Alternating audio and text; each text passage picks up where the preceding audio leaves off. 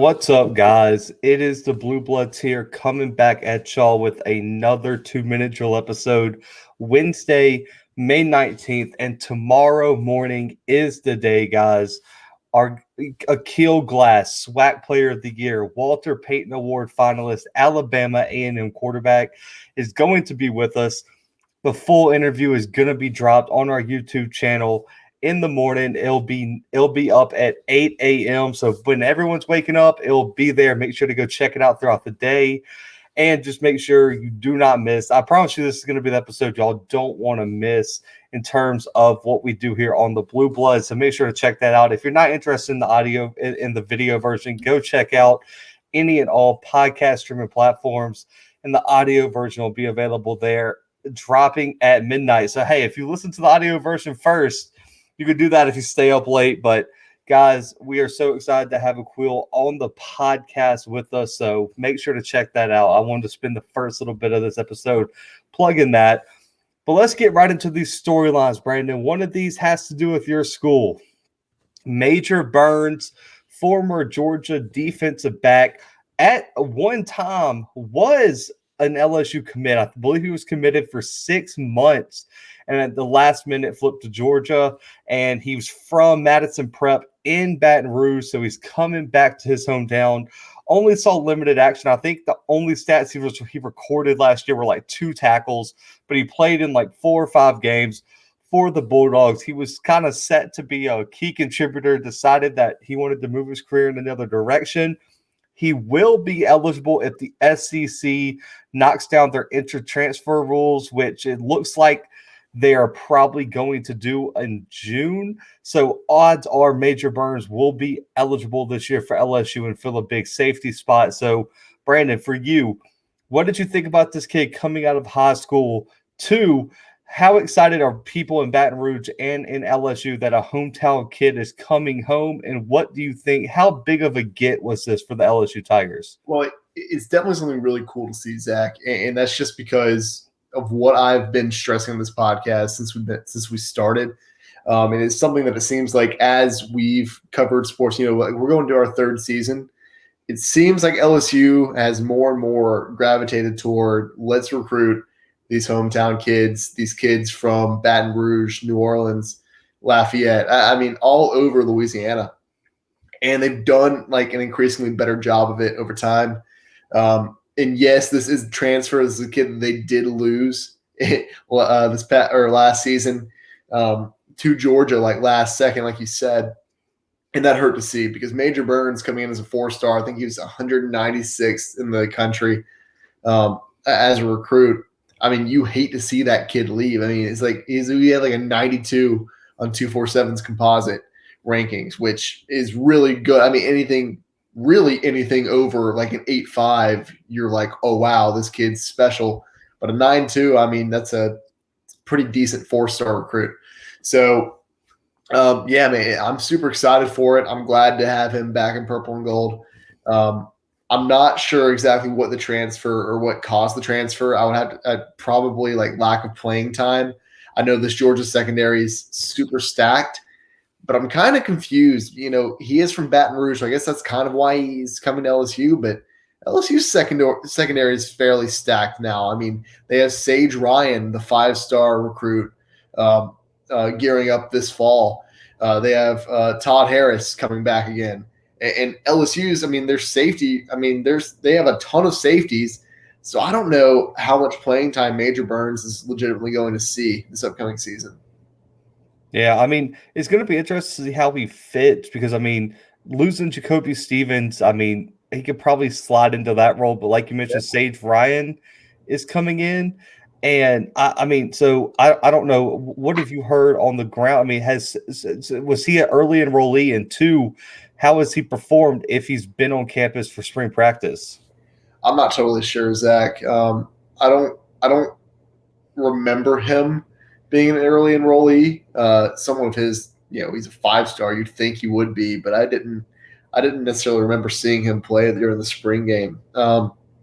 So I'm not totally positive, and I can't really speak to that right in this second. But one thing I will say about Major Burns is that he's a little bit undersized And so it might be difficult to play him the way that LSU likes to play their safeties. They kind of like to slide them down into that tweener role. Major Burns, he's 6'2", 175. He's got to bulk up if he wants to play in that role legitimately. At this point, I can see him playing more of like a free safety position. I don't know, man. It's going to be tough for him to fit into this defense, I think, at first. Hopefully he adapts. Like I said, I'm super excited to see this kid back in Baton Rouge, but I think it is going to be a little bit of a journey, and I don't know. I don't want to see him back in the transfer portal. I hope to keep him here in Baton Rouge, and I hope he fits in, but I think he needs to bulk up just a little bit before that happens. Right, and I just found on Go247, the LSU 247 site, Sage Ryan is not going to be there until later this month. Okay, yeah. So he was not an early enrollee. They lost Jacoby Stevens. They lost Maurice Hampton Jr. to the transfer portal as well, who was in that safety spot.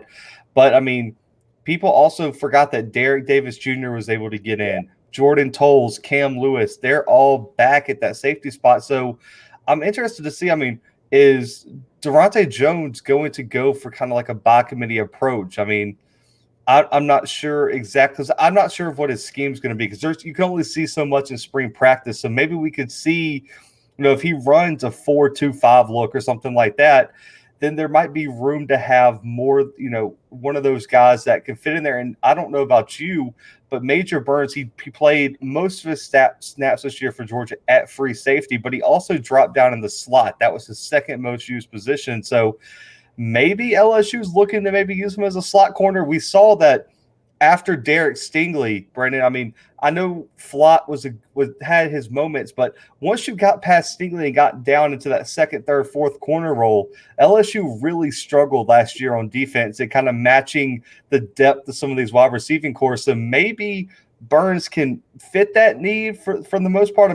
He's kind of built more like a corner more than like a typical safety right now.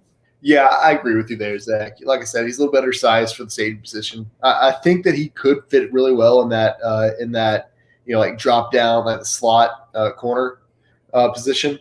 Right now, LSU's got Eli Ricks and Derek Stingley at the starting corners. So yeah, man. Major Burns, I think, would be incredible there. I think that's really, and I'm not a coach, so I can't really speak to this, but I think he may be a better cornerback than he is a safety. Obviously, you aren't going to see the field above Eli Ricks and Derek Stingley Jr. if you're Major Burns. So, yeah, maybe that third or fourth corner position, if you have those tight ends you need to cover, if you have those slot receivers you need to cover. He's a quick guy, man. He could definitely cover those slot receivers. Yeah, he absolutely could. And I just think the approach that I see Coach O and LSU taking is – last year, LSU really, for me, lacked a lot of depth at almost every position. They didn't have the depth on the D-line. They really, outside of Cox at linebacker, they really didn't have much depth at linebacker. Yeah. And so really and truly what I've been seeing is they go and get Mike Jones. They go and get Major Burns. They bring in I think their recruiting class was top 5 again. This upcoming recruiting class, top 3 right now. They have one of the best recruiting classes in the country.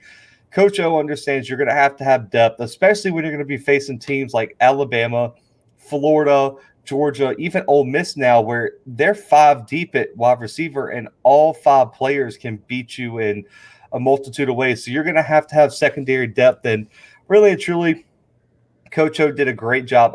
Brandon, we talked on this podcast so many times about Coach O has to keep in-state kids in state, and he's done a better job of that than even I think Les Miles has at times when he was the head coach at LSU. But to get a kid like this back to kind of even establish yourself more in that Baton Rouge area was huge. So we're going to see what Major Burns does at LSU this year. I'm sure me and Brandon will address this topic because once he gets on campus, we'll kind of know better where he's going to fit, what the plan is for his use. But anytime you can land a former top 200 prospect, a 4-star kid in your home city as a university, that's an A+ for me. As in terms of the secondary was the biggest problem. Even Derek Stingley didn't play up to his potential last year at times. So, yeah. And Eli Ricks was a freshman. I mean, good Lord, we saw what Eli Ricks was able to do in that defense. And honestly, had he had like a real coach, like a coach who could coach 21st century defense, then he probably would have been more of a star. So, Yeah, give him Dave Aranda again. oh my God, game set match. LSU wins the second natty in a row. It would have been spectacular. Yeah, so we'll see the LSU. A lot of people are high on LSU this year, and I think it just adds to the hype surrounding this program. So we'll see how they do in 2021. But this next topic, kind of a bit informal, and I kind of have a weird idea about it. So ESPN and Fox Sports announced their major primetime week 1 games, even went into week 2, 3, 4.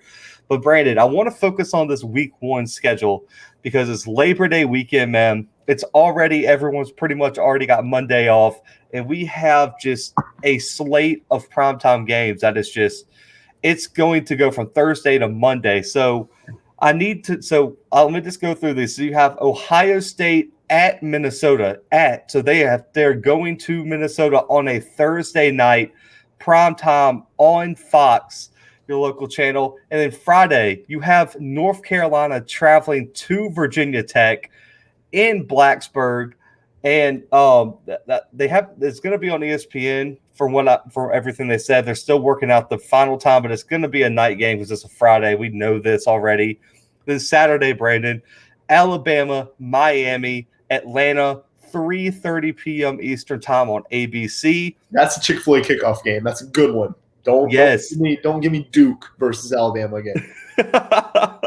And then Brandon, followed right after that on ABC, you got Clemson, Georgia in Bank of America Stadium in Charlotte, 7:30 p.m. Eastern time. And then on Fox, you also have LSU traveling to UCLA, going all the way out there to California to kick off their season, while you also that week have Indiana going to Iowa with the Children's Hospital, Kinnick Stadium. That's going to be electric. Michael Penix returns.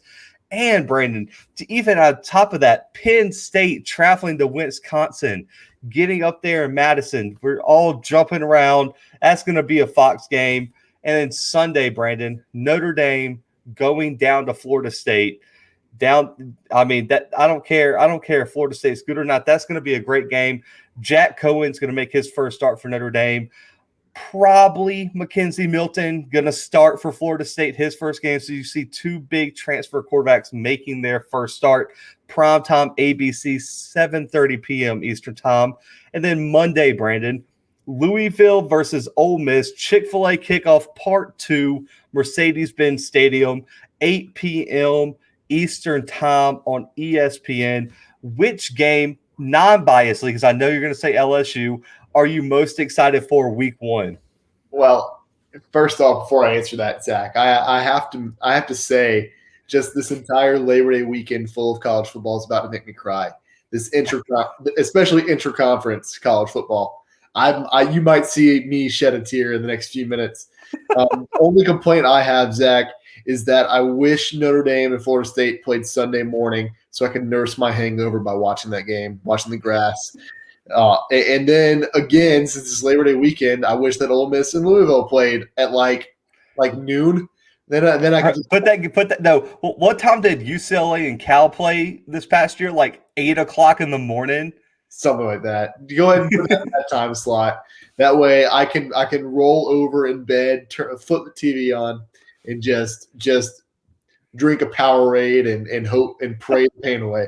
But no, honestly, Zach, the game I'm most excited for, it has to be Georgia Clemson. You know, we want to see what Clemson's going to be this year after Trevor Lawrence leaves, after Travis Etienne leaves, after they have just what seems like a mass exodus of players.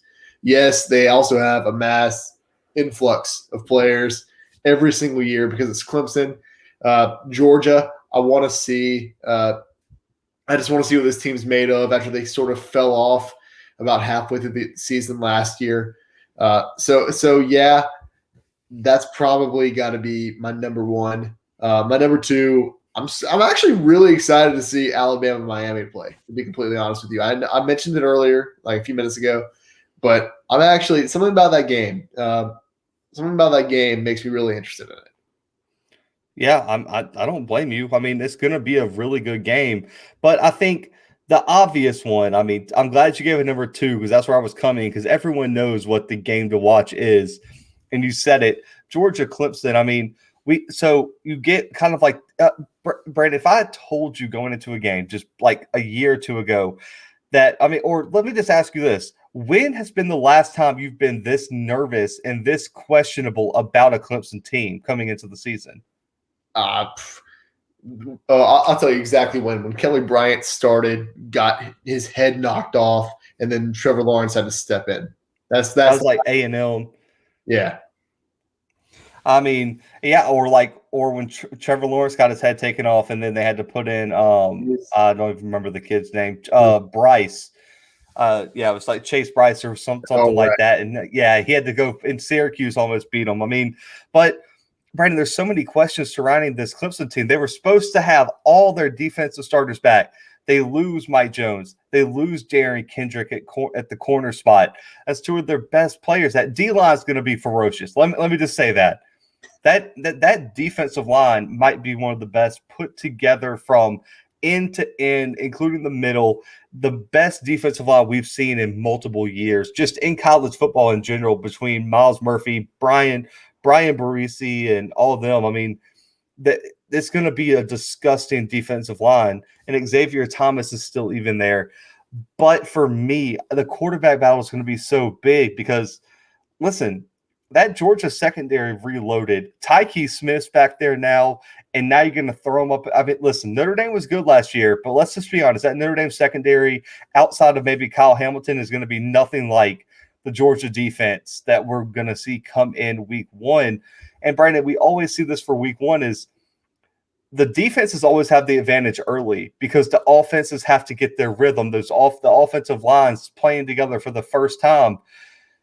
Man, this game could be a lot closer and a lot more low scoring than I think people are giving it credit for. Because what is DJ going to look like coming out in only his first ever, like I guess, season as the guy? Because going in that Notre Dame game, Brandon, I don't know about you, I really felt like Clemson didn't have anything to lose. If they lose, it's okay. It's okay. They didn't have Trevor Lawrence. DJ wasn't ready to play, but now it's the real deal. If you start out 0-1 against Georgia, those playoff hopes are like, ooh. That's No, a big setback because, Brandon, what I'm looking at is what if Georgia makes a run and it comes down to the Georgia team you lost to, Alabama and Clemson for that last spot in the right, college football playoff. right, I don't care if Georgia's 11-1 with the lost to Alabama in the SEC championship. Are they going to get in over an ACC champion Clemson that they beat week one? right. I mean, that's super difficult. I mean, to have a college football implication game week one just gets me so excited. And so I guess I told you not to be biased. I'm not going to lie. I'm going to be a little biased here. The second game I'm looking forward to, Brandon, North Carolina, Virginia Tech. I thought you were going to say Auburn, Akron. I was about to slap you. No, that's my week 3 game is Auburn at Penn State, which was announced today, 6:30 primetime ABC game, week 3. I'm excited for that one, but we'll get to that one. Right out. We hope. Yeah. Oh, if it's a whiteout, listen, I'll like cover. Well, wrong hand. I'll cover this up with like white, and I'll wear this to the game. I'll participate in the whiteout. But my second biggest game, Brandon, is North Carolina, Virginia Tech, because I want to see, one, is North Carolina going to be a for real ACC title contender? And two, did North Carolina fix their offensive line issues? And three, who is going to help Sam Howell at the playmaker spots? To lose De'Ami Brown, to lose Michael Carter, to lose Javonte Williams, who is going to be the next guy to step up for the Tar Heels? And I want to see, Brandon, we saw it last year. Sam Howell started real slow last year. That Right. Syracuse game was not his best game. If he starts slow on the road at Virginia Tech, things could get ugly. So is Sam Howell going to be able to live up to all the first-round draft pick hype that we are putting on him? And Brandon, third, I do want to see that LSU UCLA game. I'm very excited for that game because, one, this is going under the radar, and I can't. And when he was hired at UCLA, Chip Kelly, I never thought he flew under the radar. I don't think people looked and saw what he's actually building at UCLA right now because they were a sleeper last year, late in the season, and almost knocked off USC on the road and everything like that, that team is returning almost all of its talent. So Chip Kelly and UCLA is not going to be a rollover win for Coach Ed Orgeron and LSU. No, I agree. I mean, it's definitely one of those games where I'm not going into it as cocky as I was last season when LSU opened up the year with Mississippi State, and I was just like, "Oh, there's no way they lose," and then they lost. So obviously I've been humbled. I was at the highest of highs to the lowest of lows last year, and I don't know. I'm not going to come out and say LSU is going to smack them, but it's going to be a fun game to watch. What's really going to be interesting is seeing Eli Ricks go back to Los Angeles, where he's from. Because there were a lot of talks about him transferring out of this LSU program this offseason and going back home, going to USC, going to UCLA. So that's going to be a super interesting storyline to pay attention to. Yeah, and listen, that'll probably be so. Listen, I mean, you look at the schedule in terms of quarterback matchups. I mean, you have Bryce Young, you have De'Aaron King, you have DJ, you have JT Daniels. I mean, you have Michael Penix. You have all these big quarterback battles. Mackenzie Milton versus Jack Cohen in Notre Dame, Florida State. Dorian Thompson-Robinson versus either Miles Brennan or Max Johnson is going to be an elite quarterback battle. I personally think it should be Max Johnson. I'm sure I'm not alone on that point, but I also sure we have a lot of critics. It's probably, Brent, if you had to give a percentage, like a percentage of LSU fans that want Miles Brennan versus percentage Max Johnson, what do you think the breakdown would be? You'd be shocked. It's probably like 90% Miles Brennan, 10% Max Johnson. Dude, LSU fans love Miles Brennan. And for what? Count me in. Did you see him play before he got injured last season, Zach? He was passing for 400 yards a game. And y'all were losing a lot. Yeah, because the defense gave up 50 games. Listen, I just see the it factor of Max Johnson. I don't know what it is. I got you. Like, Miles Brennan is so talented. I just don't see that it factor with him. I don't know. He doesn't like wow me, if that makes sense. No, yeah. Look, don't make me slander Miles Brennan on this podcast. Don't make me do it. But I'm going to say it because it's my job as a journalist, is what I'll say. Miles Brennan reminds me of every middle-of-the-road LSU quarterback that we saw in the 2010s. I'll say that. Because that's a fact. I don't know. There's just nothing about him that stands out. And I agree with you, Zach. Max Johnson truly is one of these players that I think there's some kind of spark there. I think there's some kind of swagger there. And I honestly think that he will be the better quarterback when it's all said and done. Like, whenever you look at both of their careers, you can take one season versus another season. He got it done last year. I'll say that. He got it done during the spring game.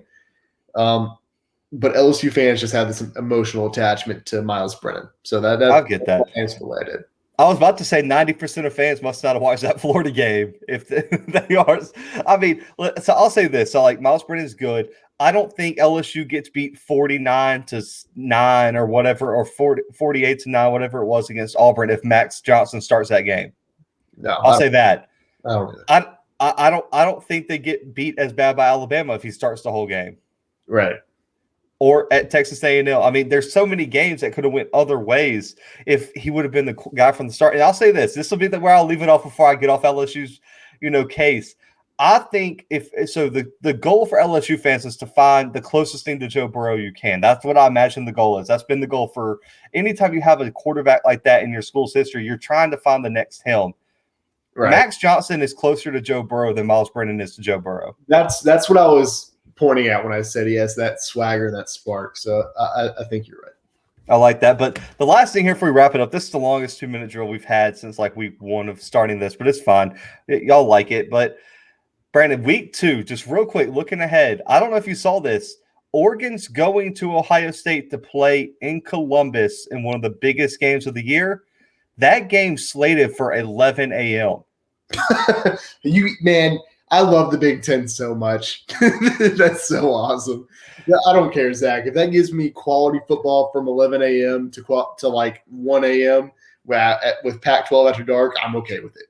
Now, the reason I bring that up, how big of an advantage is that for Oregon to have that 11 a.m. game? Wait, what? Why? One, So with that 11 a.m. game, it gives you more time to travel for the next week. You aren't leaving Columbus at like 4 in the morning. Two, everyone knows night games are way more rowdy because the fans have way more time to prepare. Two, two. I mean, let's be honest, Brandon. Me, and you have both. I've went to Auburn. You've been going to LSU games for a while, and LSU has a way more daunting environment than anything. And let's just take a 2:30 game when y'all played Auburn. That 2:30 Auburn game is not the same as that game kicks off at 7 p.m. No, it's not. An 11 a.m. Ohio State Oregon game was not going to be the same environment as if that was 7 p.m. Eastern time in Columbus. Yeah, that's true. Because it's going to take at least a quarter or two for the fans to warm up. And listen, I think if I'm Oregon, I'm like, listen, I want the best case scenario. The fans are not going to be as riled up. We're going to have extra time to travel, and three, they're going to have to wake up just as early as us. And so I feel like everything is just kind of flowing in the direction of Oregon having some momentum early in this game. And Brandon, if it's 11 a.m. and Oregon jumps up 14-0, 7-0, 10-0, it is just going to take all the air out of the place at 11 a.m. I can see that. Is Columbus in the Eastern time zone? Yeah, it is. It's in Eastern. So yeah. We're going from Pacific time to Eastern time, Zach. So this game is being played at 8 a.m. for all these Oregon players. But they'll get there like Thursday, so they'll have like a day or two to kind of adjust. Oh yeah, I guess so. I don't know. And honestly, could you not see Oregon going on Wednesday to give them another day? I guess I could. I guess academics are a thing. Hey, guess who Nike is saying, listen, I'll send the Nike jet to come get y'all on Tuesday. They'll fly out everyone's class out to Columbus. We're gonna have class in the stadium if we have to, and you know that. Phil Knight is not letting anything happen. Yeah, it's that. Okay, fair. But guys, let us know what week 1 primetime games y'all are most looking forward to, and what do y'all think about the Major Burns transfer to LSU from Georgia? Let us know in the comments, man. Make sure to give this video a big thumbs up and subscribe, because tomorrow y'all are not going to want to miss our exclusive interview with the Keel Glass, dropping at 8 a.m. Central Time. It will be up on YouTube. It'll be out on all audio podcast streaming platforms. So y'all make sure to tune into that, man. Shout out to Akil for joining us on the podcast. But guys, for right now, for B-Dub, for myself, the 2 Minute Drill, and the Blue Bloods, we are out.